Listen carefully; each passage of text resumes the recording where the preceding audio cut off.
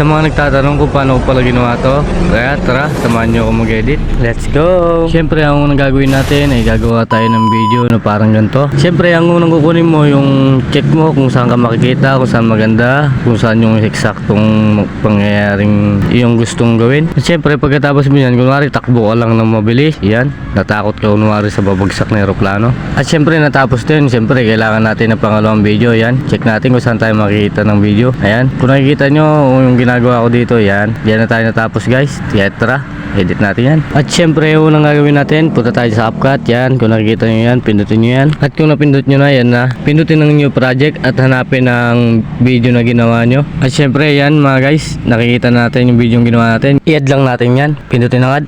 Yan, lalabas na yan. At pangalawang step natin dito, yan, hanapin natin kung saan tayo nagsimula. Yan yung magandang kuha ng video. At syempre guys, napakadali nitong gawin. Madali ka lang matuto dito, madali lang sundan. Basta panoorin mo lang mabuti. Pagka naisakto mo na yung gusto mong kunin, pwede mo na i-split yan. Pindutin na ng split at mapuputol na yan. At pag na-split mo na, pwede mo na i-delete dahil di na natin kailangan yung video yun. At ang susunod naman natin gawin ay hanapin natin yung pangalawang clip natin na kailangan. Yan, yung kunwari, tinignan mo yung aeroplano na bumagsak, tapos umaapoy, tapos ituro mo, sabay alis. At ang susunod naman natin gagawin pagkatapos yan tumakbo, ayan, pwede nyo i-click yung video. At pwede natin i-split yan. Sakto nyo lang yung pagkaalis ko dyan. At ngayon na-split na natin. Ayan, tandaan na natin yan para hindi na tayo maligaw. May tandaan na tayo na na-split natin siya. At ngayon naman susunod natin gagawin. Ayan, pindutin yung plus dahil kailangan ko natin yung video na pabagsak yung aeroplano papunta sa atin. At syempre guys, i-add natin yan dahil kasama yan sa ginagawa nating video ngayon guys. At yan guys, nakuha na natin. Nandyan na siya sa unahan guys. Ang kailangan naman natin gawin, hanapin natin yung pampalit ng video ba. Syempre kailangan natin tanggalin yung may puti tapos mayroong subscribe, yan yung mga sa baba. Kaya guys, yung transform, pindutin natin yan, click natin yan. At syempre, click natin yung recess dyan guys. Ngayon i-click natin yung recess dyan, ayan, lumabas na. Palitin natin yan, unti-unti. Yan, palitin natin. Kasi pag nagpalit tayo ng screen guys, hindi pwede yung sagad-sagad agad yung gusto mo makuha mo sagad, hindi siya ganun kadali. Ayan, ganyan lang, kunti-kunti lang. At pag na-resize mo na siya, i-check mo lang yan. E di ngayon, nakikita natin, wala na yung puti niya, diba guys? Ayan, tatanggalin naman natin ngayon yung sobrang video ng video record natin guys. Pwede mo na i-split dyan. Hanapin mo lang yung split, pwede nyo yung click yung split, ayan. Makikita mo dyan, split na yan. I-delete na rin yan, kasi hindi na rin natin kailangan yan. Then susunod na natin gawin guys, yung pinutol nating video, i-overlay natin yan guys. Ayan, pupuntahin natin siya sa may baba. Ayan, siya na yan.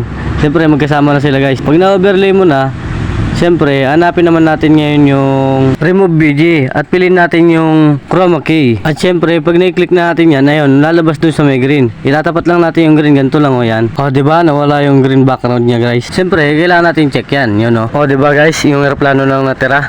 Ngayon naman, i-click lang natin yung video sa baba guys, yung puting yan.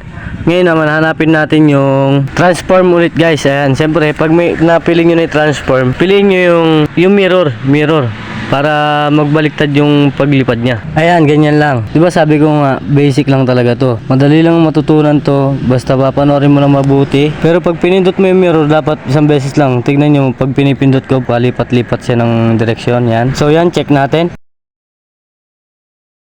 Hop, mataas siya guys. Ulit-ulitin lang hanggang sa makuha natin yung tamang pagbagsak ng eroplano dito sa lupa. Yan, itap nyo lang ulit yung nasa ibaba ng ating video. At syempre pag na-tap nyo na, kunin natin siya pababa, drag natin siya pababa. Yan, syempre bago ang lahat, i-adjust natin yung speed nya para magsabay sila. Yung paglingon ko sa taas na ganyan, tapos sabay takbo bago bumagsak yung eroplano. Ganun lang kadali. Kaya tara, panoorin muna natin kung paano siya bumagsak. Ayun, isa pa para ma-perfect natin yun. Ngayon susunod natin yung pag-adjust naman natin sa kanyang pagbagsak papunta sa akin para mabilis siyang makarating papunta sa akin. Yan guys, kung nakikita nyo yung video record natin sa bandang baba, split natin yan at hanapin natin yung at lagyan natin ng plus. Nakikita nyo tong plus na to, yung may diamond. Yan, i-click lang natin yung plus pag nasa dulo na ng video, tapos i-drag natin yung kamay natin, iusog natin siyang konti papunta doon, tapos ibaba natin yung video, i-click natin. Ngayon, ibababa natin yan, magkakaroon ng plus yan. Yan, di ba madali lang guys? Hanggang mamaya makukuha nyo rin yan guys. Paulit-ulit lang ang kailangan dito guys. Ayan, magkakaroon na naman ng pula yan, yung pag in-adjust natin pababa yung aeroplano. Ayan, yung nakikita nyo, ulit-ulit lang yan. Pasensya lang talaga ang kailangan dito guys. Ayan, malapit na natin yung matapos. Yan, dahan-dahan lang. Ayan, baba na natin todo para sumayad sa semento. Yun, success. O diba guys, madali lang tong ginagawa ko. O, pusog natin siyang konti kasi tinatamaan yung ating paa. Itap lang natin ulit yung video natin dyan sa ibaba. Tapos, i-adjust natin papunta doon para hindi na tayo abutan ng eroplano pag bumagsak. Subukan natin ulit. Ayun, saktong sakto guys. Ayun na. O, tignan nyo yung ginawa ko. O, doon na. Natapos na tayo doon guys. At bahala na rin kayo dyan kung anong ilalagay nyo yung sound effect dyan guys. Kaya maraming salamat sa panonood. Sana may natutunan kayo sa araw na to. At pakishare na lang po para malaman pa ng iba. At mag-react na sa baba ng ating video. Kung hindi ka pa nakapollow, mag-follow ka na para updated ka sa lahat ng aking content. Maraming salamat. Thank you.